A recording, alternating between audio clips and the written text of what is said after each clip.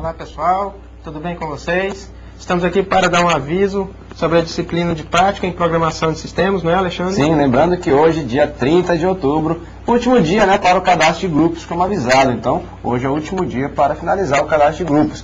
Lembrando que a partir de amanhã não será possível mais fazer alterações nos grupos por conta, claro, do término do prazo. No entanto, né, Marco, é importante lembrar que em alguns casos não foi possível, né, completar os grupos, atingir o mínimo possível, né? E aí quem não conseguiu estabelecer, compor um grupo com pelo menos 3 pessoas, por favor, envie um e-mail para explicando a situação para cc.sistemas@uniteams.br, e o e-mail deve conter o quê? Uma explicação da situação, do problema, porque não conseguiu atingir o mínimo, e também deve ter o quê? O nome do grupo, o nome completo de todos, de duas pessoas, né? Sim. E também o CPF de quem... Bom, vai ter um slide aí, a gente pode acompanhar exatamente com as informações. Exatamente. Olha aí, pessoal, cc.sistemas@uniteams.br. Por favor, coloque o nome completo de cada um dos componentes do grupo, CPF, como o Marco falou, e também o nome do grupo. Encaminhar, então, o mais rápido possível. Lembrando que já estamos chegando perto do término da conclusão, né, no prazo máximo de entrega dos trabalhos, né? E sobre o trabalho... Não, calma lá, também todas essas informações são específicas do estudo de caso 1. Muito bem observado. E por falar no estudo de caso 1, né, a gente pode dar alguns detalhes. Lembrando que houve muitas dúvidas, né? Isso, a gente tem um retorno de vocês através do fórum, no AVA, e as dúvidas mais comuns foram de interpretação do enunciado do problema. E o que consiste? A grande dúvida é a entrada de dados. Eu tenho que implementar uma função para entrada de dados? Não, não tem. Toda a entrada de dados no sistema é somente através do arquivo entrada.txt.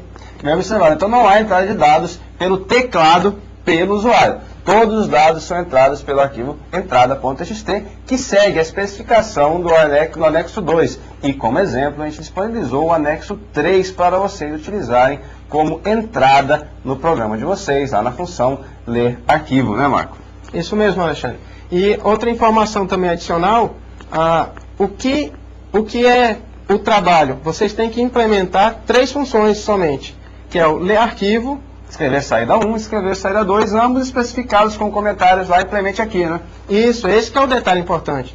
Existe lá, implemente aqui. É somente ali que vocês devem implementar. Eu notei no fórum também que muitas pessoas têm ideias de aprimorar o trabalho, estão querendo melhorar o trabalho, até implementar um sistema, mas por enquanto não é isso. Nós fizemos um trabalho simples, genérico, apenas para verificar que todas as pessoas já estão conseguindo programar, não é, Alexandre? E é exatamente isso. O que está sendo cobrado é o que vai ser avaliado, né? Então, é importante seguir rigorosamente ao que foi especificado no trabalho. Também lembrando o seguinte, vocês podem até criar novas funções, mas desde que essas funções sejam chamadas dentro das funções que a gente acabou de falar. Ler arquivo, escrever saída 1 e também escrever saída 2.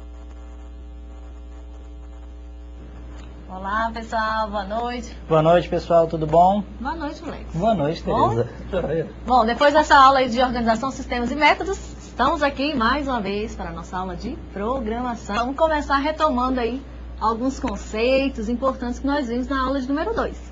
Então vamos aí para o nosso slide, pessoal, que é o nosso retomando. Então basicamente nós vimos esses conceitos na aula de número 2, que se referem a classes, atributos, métodos e objetos.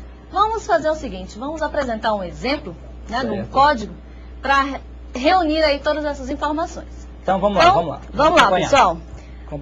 Agora a gente vai lá para o JCreator, que é a nossa ferramenta que nós iremos estar utilizando. Então vocês vão estar tanto instalando essa ferramenta, é bastante simples a criação de um arquivo .java. Vocês podem ir lá no menu File, né, inicialmente, e que vocês podem estar lá no New File, ou seja, eu posso estar criando aí um arquivo .java. Quando vocês clicarem aí, vocês vão definir o nome da classe de vocês, tá? Relembrando que o nome da classe é justamente o nome do arquivo, então tem que prestar atenção para que não haja essa inconsistência. Bom, então, pessoal, nós temos aí, inicialmente, a nossa classe conta, né? Essa classe conta, basicamente, ela é composta por 3 atributos. Então, eu tenho saldo, que é do tipo double, número do tipo int e nome correntista do tipo string. Ou seja, uma conta bancária aí qualquer. Toda conta tem um saldo, toda conta tem um número e toda conta tem um nome desse correntista. Ok? Vamos ver agora o que essa conta pode fazer como ação, como comportamento. Vamos dar uma olhada então aos métodos existentes. Os métodos desta conta basicamente são imprime saldo. Estão lembrados como que a gente define a apresentação de um método?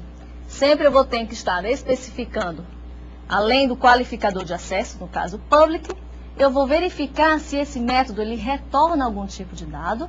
Nesse caso ele é void, não há retorno algum.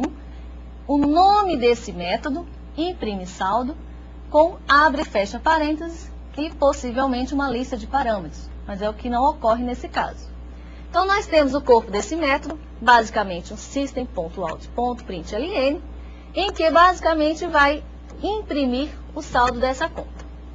Bom, na sequência temos mais um método sacar, que ele basicamente vai ser responsável por retirar o valor do saldo desta conta. O depositar é o inverso do sacar. Então agora, olha, eu passo um determinado valor pelo parâmetro e eu atribuo a saldo, eu pego o saldo e atribuo a ele, acumulo a esse saldo um determinado valor que foi passado como parâmetro. Então o depositar basicamente ele é o contrário do sacar. E o transferir, pessoal, eu posso estar transferindo um valor para uma outra determinada conta. Então, esse transferir, observem que agora eu tenho 2 parâmetros. Eu tenho o primeiro parâmetro, que é conta, ou seja, um tipo de dado C vai ser do tipo conta. Isso é muito importante, não só os dados dos tipos primitivos, mas eu posso estar criando outro tipo de dado, como nada mais é como essa classe conta. E, além disso, eu estou passando como parâmetro um double, a minha variável valor, que é do tipo double. Bom, basicamente esse transferir vai ser, vou verificar primeiramente se naquela conta tem um determinado valor. Se tiver valor que eu possa estar transferido para uma outra conta, ele vai retirar dessa conta e vai creditar nessa outra conta que eu estou passando como parâmetro. É o transferir, como a gente faz aí, né, cotidianamente nas transações bancárias. Então esse é o transferir. Bastante simples esse exemplo. Nós temos também um outro. Aliás, antes disso, Alex, vamos compilar esse arquivo para o pessoal ver que tipo de mensagem ocorre, tá? Então, pessoal, aí nós temos um processo compilado, tá? Essa mensagem que está aparecendo aí é porque ele está dizendo o seguinte, olha, que não tem o main, mas não é para ter mesmo. Essa ideia aí é só a definição da classe.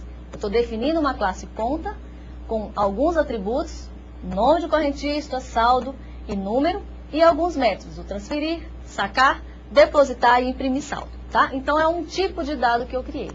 Só que agora vamos apresentar um outro arquivo que se chama teste conta, que vai ser o nosso aplicativo. Vamos dar uma olhada aí na tela, pessoal. Então nessa classe teste conta, nós vamos ter aí o main, public static void main, é onde vai iniciar a execução do programa. Inicialmente, eu vou estar criando 2 objetos da classe conta. Então, eu tenho conta C1 igual new conta. Tá? Na sequência, então, eu tenho o C1 e o C2. Foram 2 objetos da classe conta criados. Na sequência, eu tenho o C1.sacar. Né? Relembram aí como que a gente faz a invocação de um método. É sempre o objeto ponto e o nome do método.